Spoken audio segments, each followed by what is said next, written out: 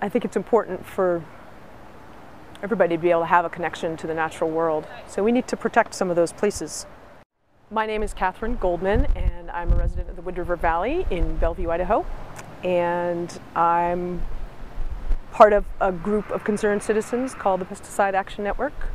I've been working on environmental issues as a conservation professional for over 5 years here in the Valley, and previously been doing much of the same work.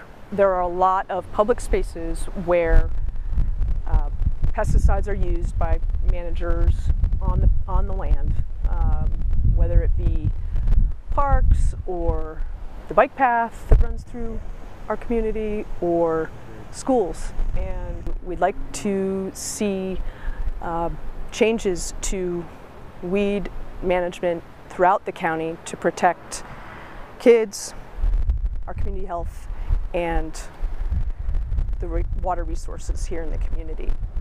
So that would include reducing and even in fact eliminating pesticide use in some of these spaces. We decided to end the war on dandelions when children were making, coming up with bouquets and stuff, and we always in the past would sign the parks that we put, say, a weed and feed product on, and the phone calls that I receive when we spray are 10 to 1 with the complaints from the dandelion haters. So I would much rather see the little yellow flowers in the spring and not worry so much about how they look and have a healthier turf situation for kids, animals, fish, things like that. It's important to have a good grasp of the alternatives to pesticides and to come at the issue from different angles in the community. So working with local government that conducts management on park spaces and your school district, but also the landscaping companies that are contracted and performing weed control on a lot of different spaces in the community. When I got here about 10 years ago, a lot of the city park maintenance was done by private companies, landscape companies. In the space of a decade, we've kind of taken over all the maintenance of all of our parks and green spaces, areas along bike paths, riparian areas, things like that. And that's just simply because we have more control over what happens on the ground. People don't expect to walk into a public park and be poisoned.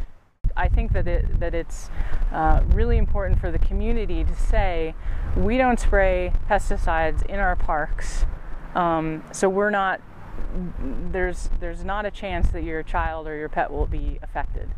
Public properties like parks and schools and the Blaine County Bike Path, those are places where everyone can see new types of methods and to see that they do work and to come up with ideas for use right in their own backyards or on other properties, maybe private properties like golf courses and other heavily managed areas in the county.